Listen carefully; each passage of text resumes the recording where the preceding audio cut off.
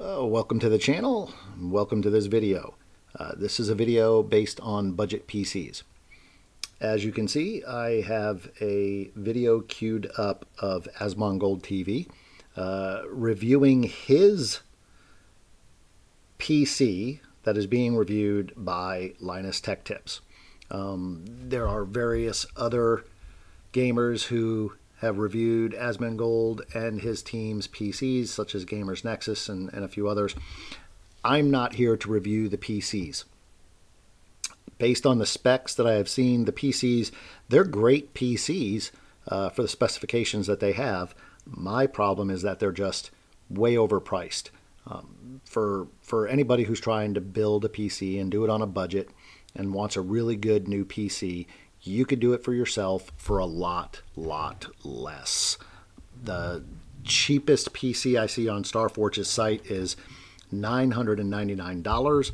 That to me is just ridiculous to spend that kind of money on a PC if you're not a professional gamer who's making a living off of your computer, or a YouTube streamer who's making a living off of your PC and making a ton of money while doing it.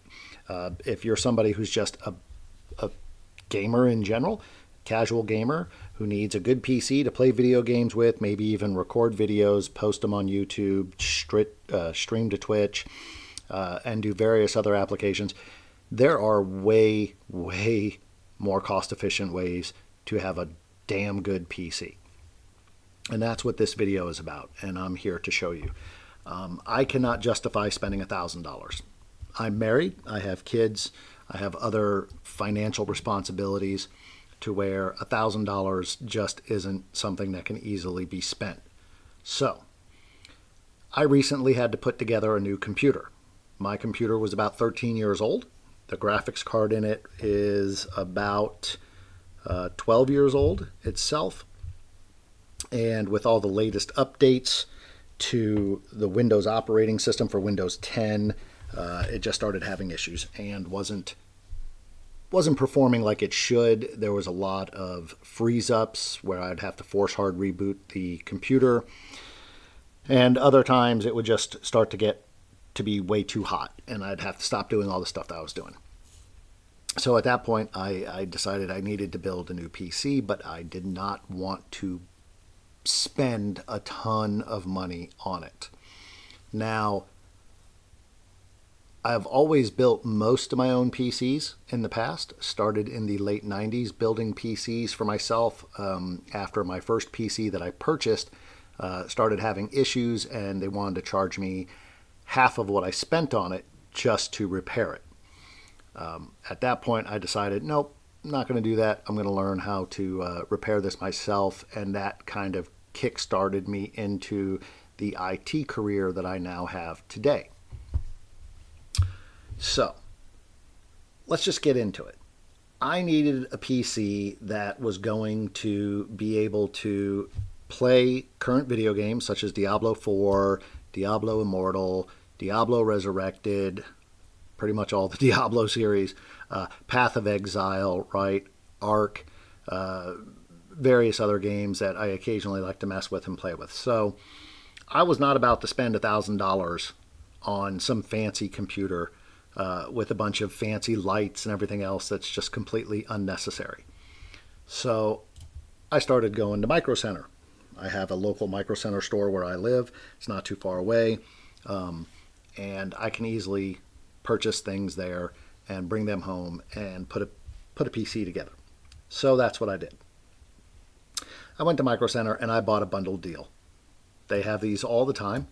And as you can see, this particular bundle was $250. So we're going to keep track of this. I may even just write it all out. So we'll say $250 for the bundle, right? That got me a 10-core, 12600KF processor, Core i5, has 10 cores to it. The particular bundle I bought was, at the time, just about a month ago, a Z690 Pro Wi-Fi, not the 790.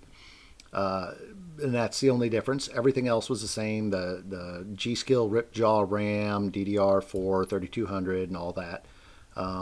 Great little bundle set. As we can see here, we can look at the specs. It's unlocked. It's VR ready.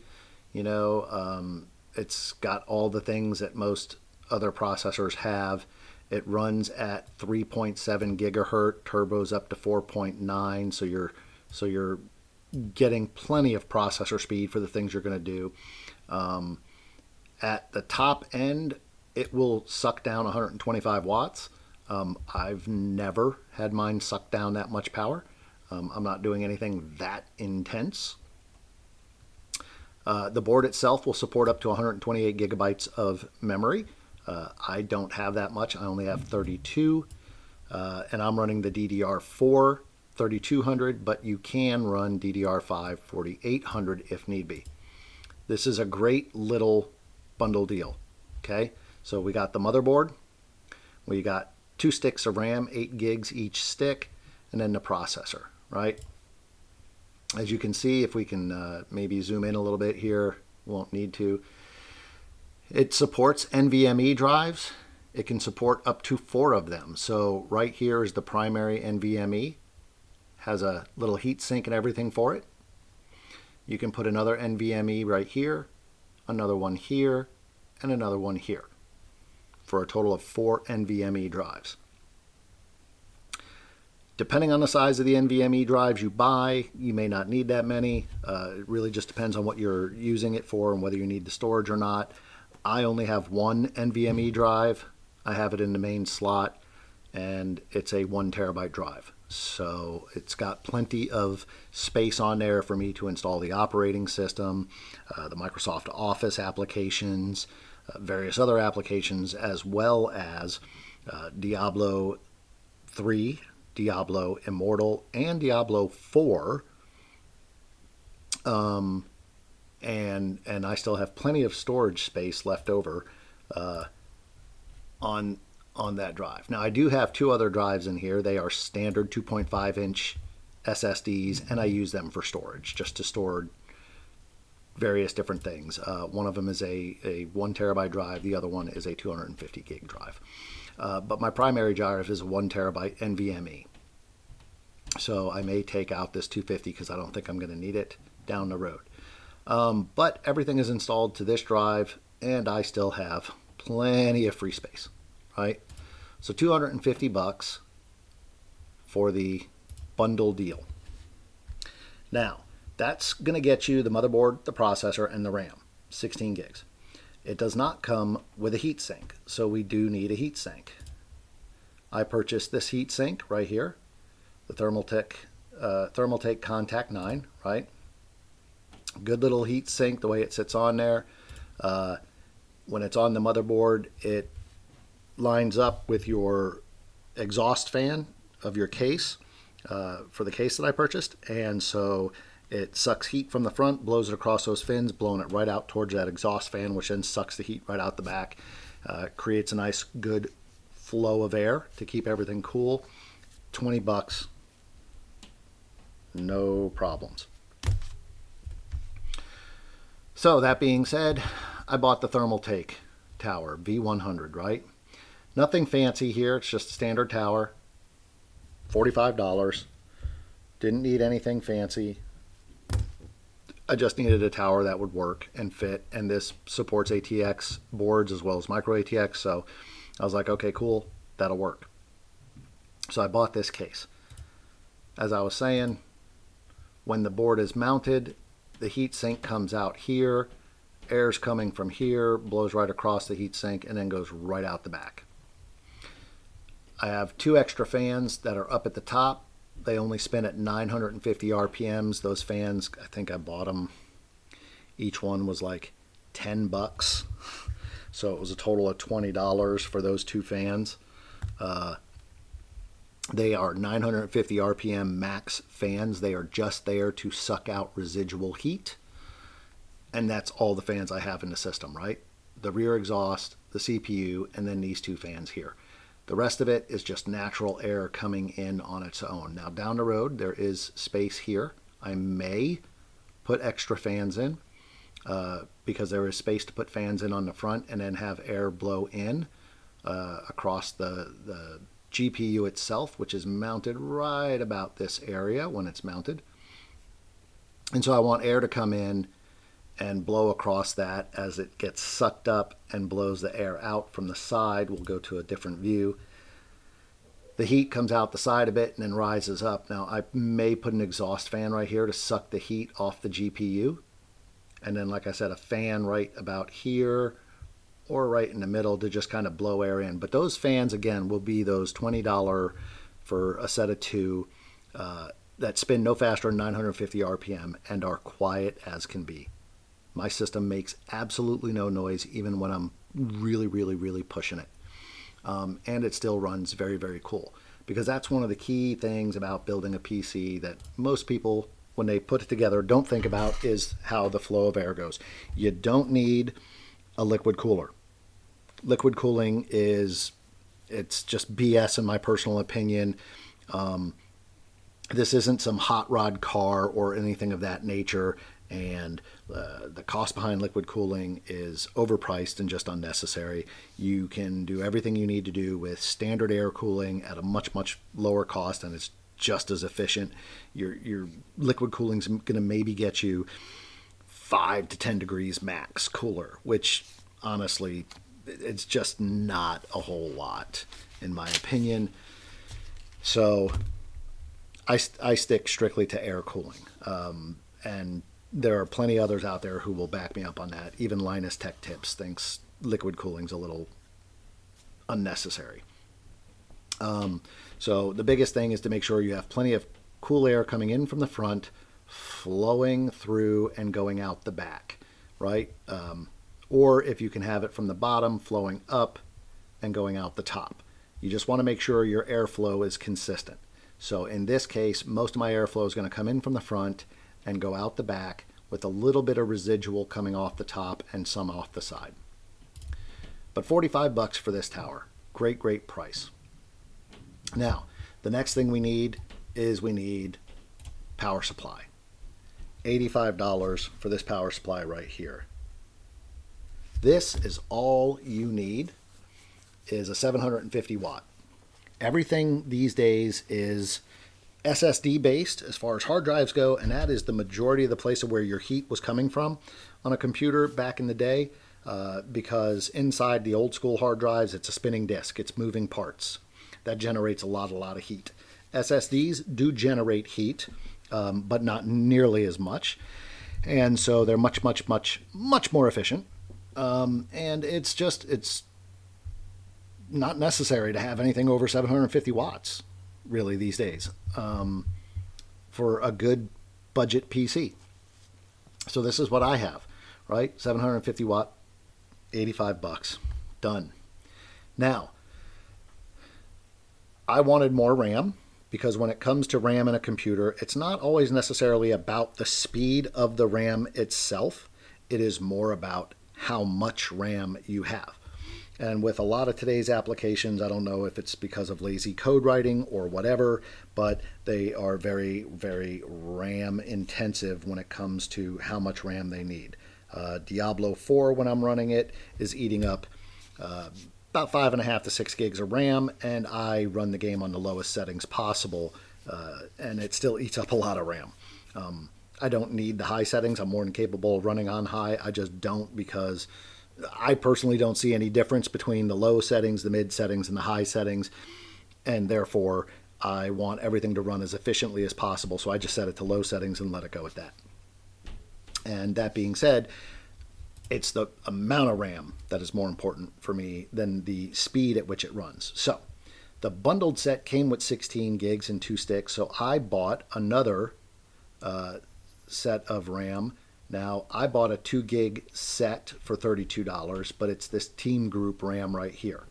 They may not have that deal going on anymore, but I was able to get a Team Group 2x16, and we might be able to find it if we search for it. Let's see. But it was like 33 bucks. for the amount of RAM, and I slapped it in my PC with no issues, and everything was great. So I'm not necessarily seeing it on here anymore, so that deal may be over. Oh, nope. Here's a deal for somebody else, $32. Silicon Power, Value Gaming, right? There you go. $33, boom, boom, boom. That's the RAM we need. PC4, 25600, right? So $33. Now, we'll get to the taxes and everything later, but for the most part, we're just base speccing this out. So now the only other thing we need, and you can get this through Micro Center, any other computer store, or you can get it through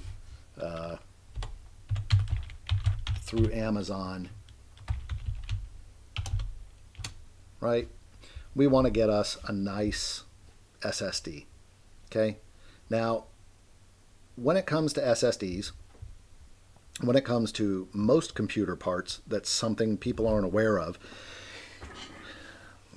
You're going to see a lot of manufacturers out there, Western Digital, Silicon Power, Kingston, whoever it may be, doesn't matter. I'm going to tell you right now, they're not the ones making the RAM. There's probably only about 5 actual RAM makers, just like there's only about 5 actual hard drive manufacturers in the entire world. And so at that point, it's just a matter of the name, right? You're putting a name on RAM that is the same RAM that came from the same factory as somebody else. So like Kingston and Crucial, their RAM is most likely coming from the exact same factory. It's just that Crucial has a different spec that the RAM has to meet than what Kingston does. A lot of times those specs are so minimal, it's not even funny. And so what you're ending up paying for is the name. I know this after 30 years of being in the IT field, because before I got into being an IT person and working on computers for a living, I actually used to manufacture televisions. And the company that I worked for was one of 7 television manufacturers. We made cathode ray tube televisions. So they were the big old huge square box TVs that your parents had back in the 90s and the 80s and the 70s. And I can tell you for a fact there was only about 7 plants in the entire world that made those. And we made them for various different companies. The particular company I worked for made them for Panasonic, White Westinghouse, RCA, and then we made the red, green, and blue cathode ray tubes that were used in projection televisions for Sony, right? So that hasn't changed a whole lot in regards to that. Hard drive manufacturers, there's only a few hard drive manufacturers in the entire world. After that, it's just somebody else is slapping their name on it. You know, think of it this way. Not trying to knock Starforge PCs. Starforge is not manufacturing the components that are in their PCs. What they're doing is hand picking motherboards and processors and graphics cards from different manufacturers, putting them all together inside the PC case and then selling it as their product, right? So that's how manufacturing is for a lot of stuff around the world, right? You buy, I don't know, clothing from Tommy Hilfiger or somebody. Guess what? Those Tommy Hilfiger jeans that cost you $100 were made in the same manufacturing facility as that pair of Levi's that you get at JCPenney for $25 or $30. So that's pretty much the manufacturing world. So don't get caught up in looking for the name, right? It's not going to get you anything. What you want to do is you want to go for price. So look for price, look for reviews of other people who have purchased that particular part, right? So here we have a 1 terabyte M2 drive from Kingston for $60. Crucial selling one for $61.99, right? So a couple of bucks more, not too much of a difference. Sure, if you want to spend the extra $2, get the Crucial. I actually happen to have a Crucial just because it was cheaper for me at the time, the way I got it. So But you can get the Silicon Power one here, right? So let's go with the Silicon. $60 for an NVMe 1 TB drive. So now we've got our hard drive, we've got our power supply, we've got the tower, we've got the heat sink that we're going to need to keep things cool, and then we have the combo set bundle that we got for $250. Now we can also just go ahead and price out the 2 fans. 20mm case fans, and then I'm going to specify, if I can, the RPM. Let's see, 950 RPM, because I really don't need anything more than that, right? I don't need RGB. I don't need fancy colors or anything like that. To me, those are all just gimmicks. It's not worth it. So your best bet is to find the fans that are going to work best for you. Here we go, Thermaltake. This is a 200mm, so this is even bigger, but you can get one for $14. And the V100 case will, I believe, support 200mm fans. And they're still going to run very, very quiet, right? Here's a Winsin, $12 basically, brushless, right? You can get 2 of them, $12, 2 of them, right? So granted, these are 20mm fans. They're not going to do you any good. You need something a little bit bigger than that. I guess I typed in 20 and I wanted a 120. Sorry, let me redo that. So here again, if you want fancy colors, you can get them for $10, right? 1200 RPM. Again, I try to keep mine spinning at no faster than 1000 RPM, so around 950. But various different fans for various different prices. These are not expensive. They're easy to get.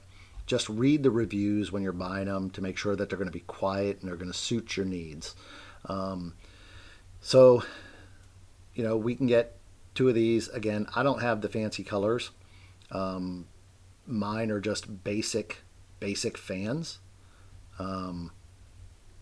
Here's a 5-pack of these Antecs, which I believe mine were actually Antec, but I bought a 2-pack. But these are going to work just fine. So we got a 5-pack, so we have more than enough fans that we can do 3 in the front and 2 at the top, right? So $20, there you go for our fans. Now we have our excess fans. Everything is good to go. So let's pull up our calculator and start putting in the pricing, right? We're going to minimize this. So we've got $250 on the bundle set, plus $20 for the heat sink, plus $45 for the tower, plus another $20. I forget exactly what that $20 was for, but it was on there for something. We're going to go $85 for the power supply. It was $33 for some excess RAM, $60, boom, and then $20. $533, my friends. $533 total pricing, right, for all of this. And we'll double check it. We got $250, boom, okay. $20 for the heat sink, boom. $45 for our tower, boom. I'm not sure what this other $20 after that was for. I think that might have been for the fans, but those were my fans, so I'm going to take those out. Case fans, we got $20, boom. 120mm, bam, there we go. The power supply, we got it. The RAM was $33, right? So there we go. All of our parts, roughly about $533. Depending on your tax, right, you're probably going to be spending about $600. $600 just to get the PC together, and then the only other thing actually that we're going to need after this is Windows 11 license key. Right, boom, here you go. You can download a Windows 11 key. You can download Windows 11 from anywhere on any computer. Microsoft makes it available for download for free until you license it. It's good for 30 days, I believe. Also, when you download it, you can download the media creation tool, which allows you to create either a bootable CD DVD ROM, or you can make a bootable USB. The motherboard that we purchased here will boot from USB just fine with no problems. But there are various different places that you can go and you can buy a Windows 11 key if all you're buying is just the key for various prices. Now, me personally, I'm not going to trust something like productkeys.com. So I might go to Microsoft Office and look to see what their cost is specifically. So they want $40. So we're going to add the $40 to our $600, and we have $640. We'll tap in some tax and we'll just call it $650 just to be on the safe side. $650 to build a PC. Now, I already had a Windows key, so I didn't have to worry about that. Everything else I purchased on my own, and I built my PC for, oh, you know what? I forgot. We forgot the graphics card. That was the other expense, because the processor does not come with a built-in graphics card for it. And I bought an RX 580. The RX 580 cost me $130. So we're going to tack on $130 to the price of this, and now we are at $780. So $780 rough estimate to build a good gaming PC on a budget, saving yourself at least $200 when you're buying it through anybody else. Now, a lot of people will think, oh my God, yeah, but putting a PC together is really, really hard. No, it's not. There are plenty of videos out there on YouTube. So if you have a secondary PC or even use a tablet or a phone to watch the videos, it's really not that difficult. The CPU only goes in one way. So you put the CPU in the motherboard, you get it locked into place, you're done. You get your RAM sticks put in. They only go in one way, right? So that's plug and play as well. It's done. Get you a little bit of thermal paste. It's like $10 for some thermal paste. Sometimes the heat sinks come with their own thermal paste built into them, but the particular heat sink I bought did not, so I purchased some thermal paste. I think I actually purchased it for like $7 at Micro Center. So you know, you put your little dab of thermal paste on there, get it all nice and done up, and there's plenty of videos showing you how to do that. You get your heat sink put on in place, right? Again, videos out there for putting a computer together. It's not as difficult as people would think.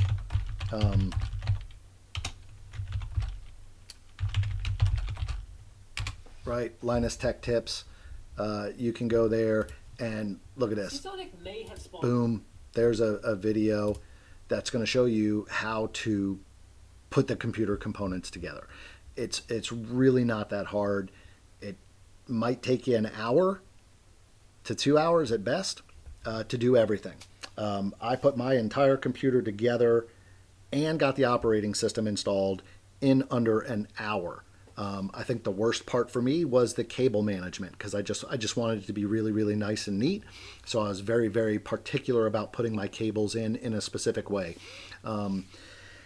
That being said, you know, I have a modular power supply, so I only connected the cables that I needed off that, right? I don't plug in every single slot on a modular power supply. I have one cable that's there for the CPU power off the motherboard, one cable that's there for the GPUs. It has a 6-pin and an 8-pin connector on it. Plug that in for the GPU. That was done. And then I have one SATA connector that's powering the two SATA-based drives, the 2.5 inches. I don't need a power connector for the NVMe drive because that gets powered off the motherboard itself. So after that, it's just a 24-pin plug for the motherboard, which is part of the power supply itself. It's not a modular part. That and usually the CPU power that you plug in are non-modular. Those are always direct. Everything else after that is modular. So I don't have a CD-ROM. I don't need a CD-ROM. Again, modern technology, everything pretty much is done through a USB these days. So no point for putting a CD-ROM, DVD-ROM on the system. And yeah, I built a nice, quiet little computer. For me personally, it was a little bit less than $700. My overall cost, because I had parts from an older computer that I was able to reuse, I think I built mine for a total of like 630 parts. The most expensive thing being the motherboard combo and then the GPU. So now, a lot of people are going to say, oh yeah, but you only got a RX 580 and, you know, what can you do with that? Blah, blah, blah, blah, blah. Okay, well, let's see what I can do with that. Right now, I'm recording this video that I'm making using OBS Studio and running that, as well as launching Diablo. I will bring up my graphics card monitoring.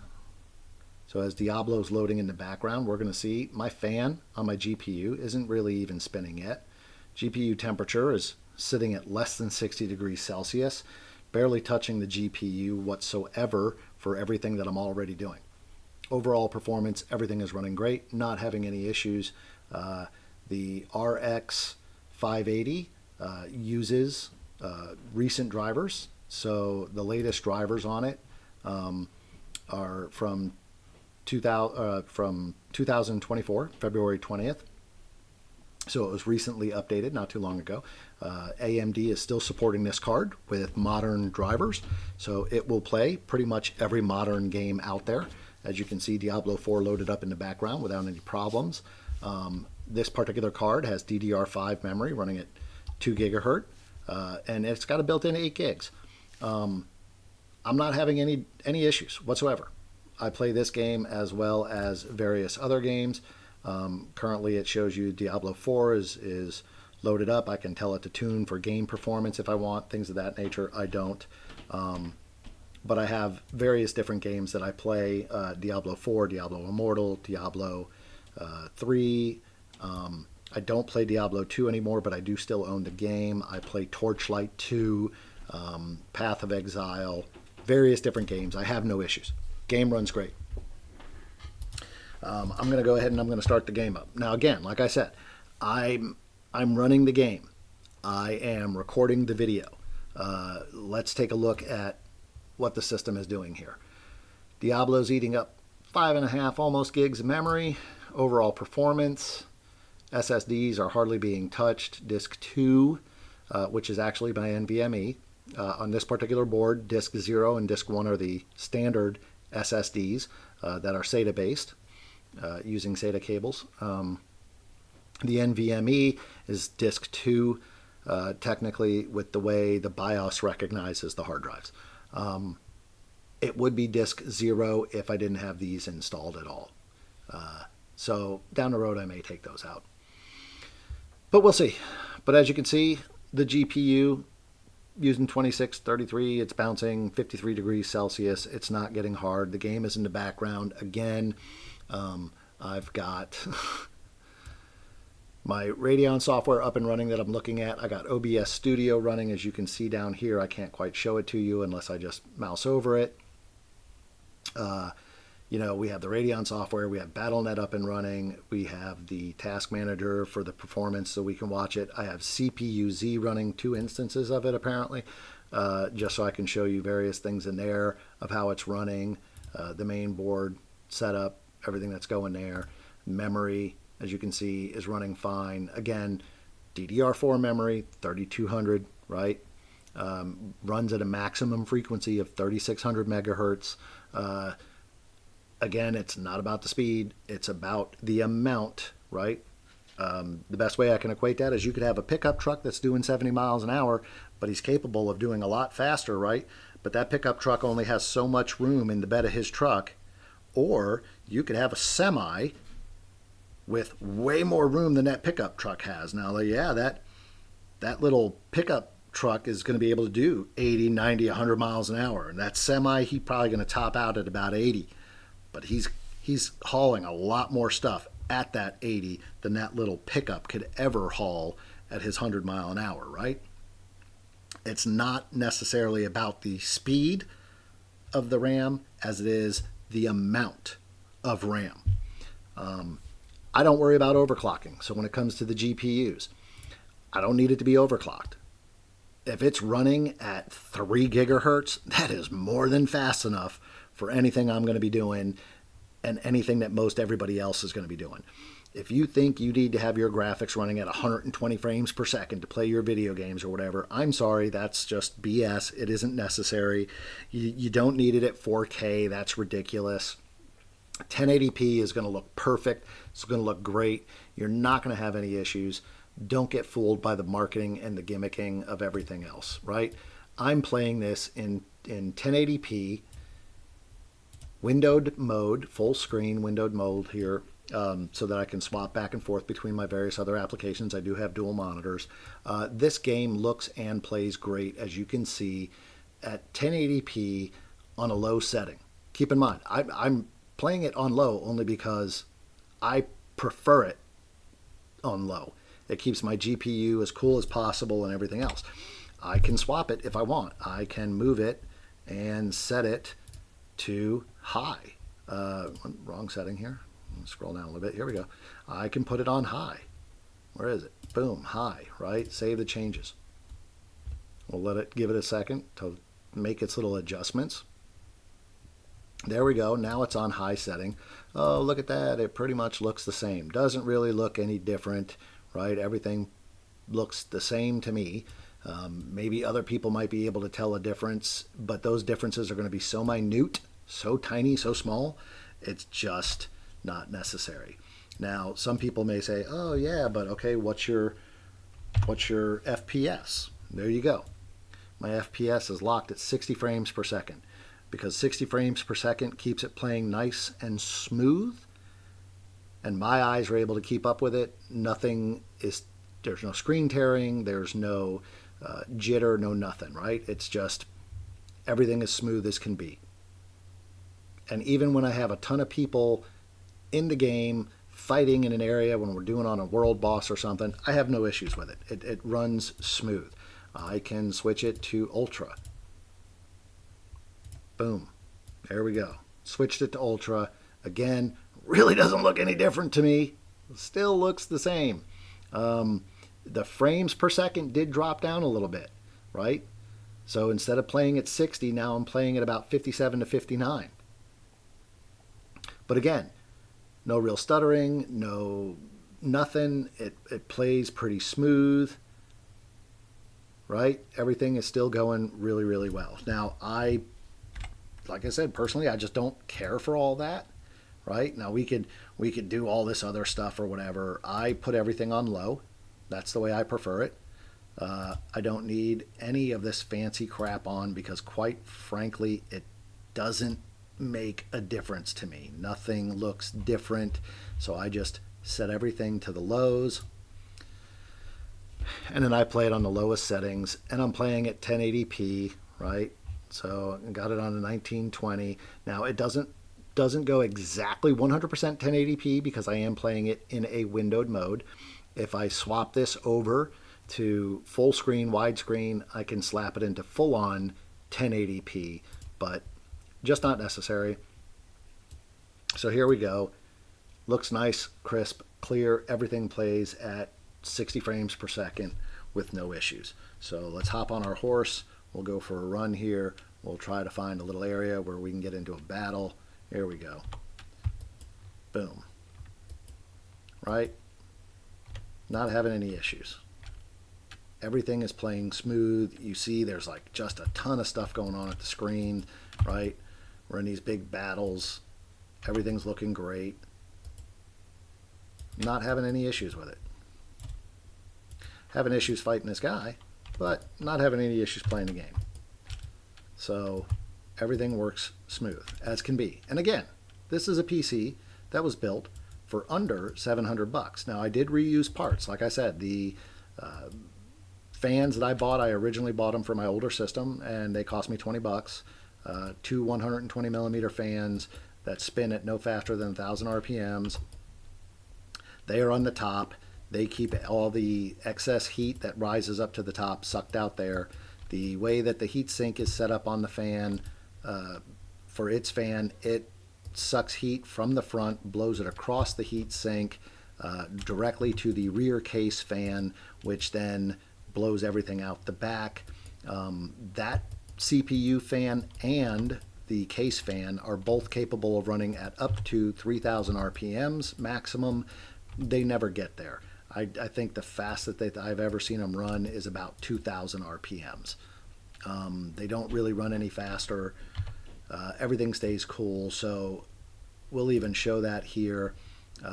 Let's go into performance, and we'll go into tuning, and then we will see if we can slap this up. We'll get the game over on this side. We'll stretch it out a little bit. And we'll bring this over. Yeah, it won't let me stretch it out any further. Okay, that's fine. So let's take this back over. Just enough so we can see the fan. As I'm running around, you can see my fan is not even on the GPU, not even getting up over 800 RPM, right? Barely up over 800. It might get up to 1,000 or more, but for the most part, the power consumption sitting at 84 watts. The GPU temperature is at 64, right? It usually never goes above 70. I always have this running on my other screen. I don't have it overclocked. There's no need to overclock. The CPUs and the GPUs these days are more than powerful enough that overclocking, in my opinion, is just completely unnecessary. It's ridiculous. People who want to say that they see a difference in performance or that's fine if you see it. I don't. And I've been dealing with computers for a very long time. Personally, it just isn't a necessary thing with today's modern computers. And again, I have a lot of stuff running at the bottom. I also have my hard drive monitoring running, right? So I'm looking at my Samsung SDs to see how they're performing, to make sure everything there is running good and smooth, which it is. They're staying at 25 and 24 degrees Celsius, respectively. This is the Western Digital drive for the NVMe, so it won't read that, but I do have the Western Digital software so that I can look at it, and as we can see, again, everything is running great. We have plenty of space available on here. It's at 47 degrees Celsius, which is not bad for an NVMe SSD. It's running smooth. It doesn't overheat. We have no real issues. And again, I can put all NVMEs in mine if I want, but I have these SSDs, so why not keep them and use them, right? So everything there is running good. We'll close out the Samsung dashboard. We really don't need it. And again, I'm recording this video on OBS Studio while running all these other applications. And if I want, I could open up my email. I can, open up remote desktop sessions to things like that. There are various things I can do. And again, not overtaxing the system yet. Everything is running great. Ethernet traffic is a little high because we're on the game, but that's okay. I have gigabit Ethernet inside my home and fiber optics on the external side, so everything is running great. Not having any issues.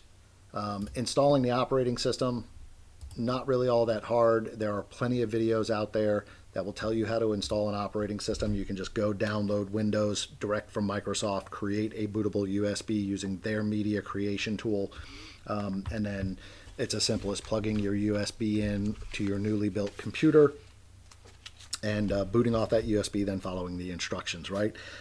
Quick little tip on that though, when it tries to make you sign in with a Microsoft account, use no@thankyou.com, say next, type in whatever you want for the password, hit next, And then it will tell you that, oops, something went wrong, and give you the option to create a local account on the computer as opposed to signing in with a Microsoft based account. That is my recommendation, the best way to go. You do not want to have everything on your computer syncing to Microsoft's cloud. That's just unnecessary. Keep your private information private and always use a local account. But there you have it, people. A budget PC for, less than $800. It's just a matter of taking a little bit of time and effort to researching how to put one together. It's just not necessary to buy a pre-built PC unless you're someone who A, has a lot of money to blow, B, you think it's important to have some sort of name brand, or C, you're just not sure about what you're doing and you really don't want to take the chance on screwing something up.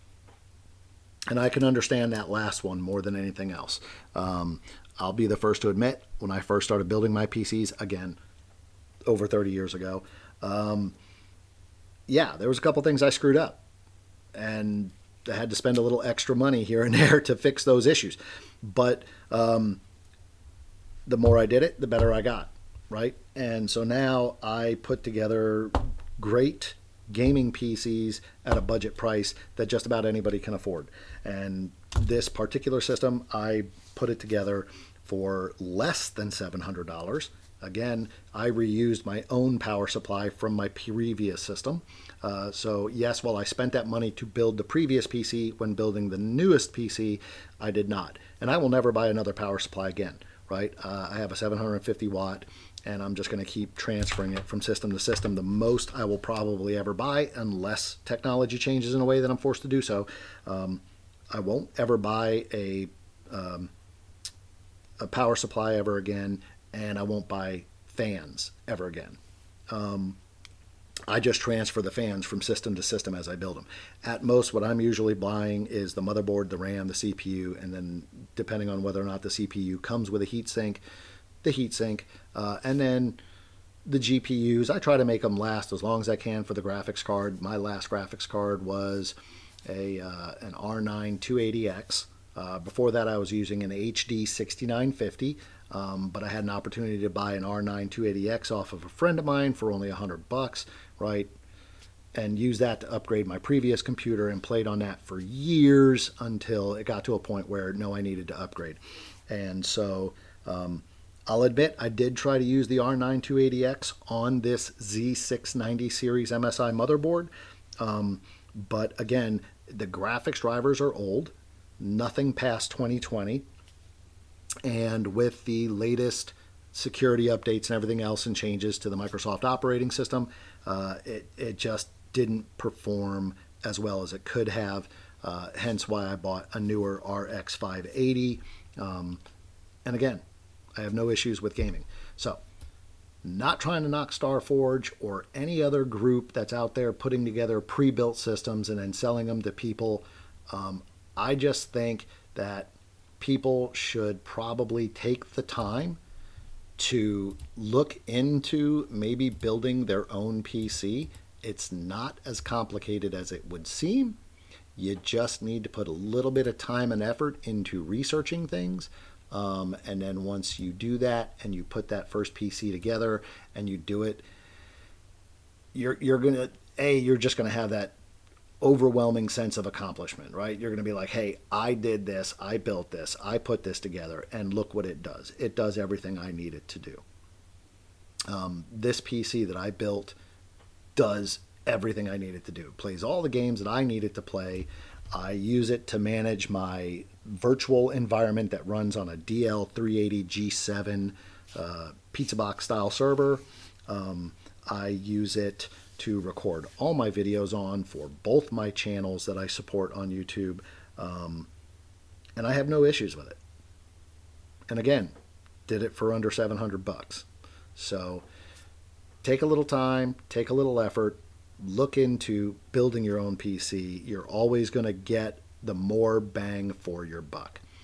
And again, when you're doing this, don't be fooled by the marketing and the gimmicking. You don't need liquid cooling. It doesn't really get you anything.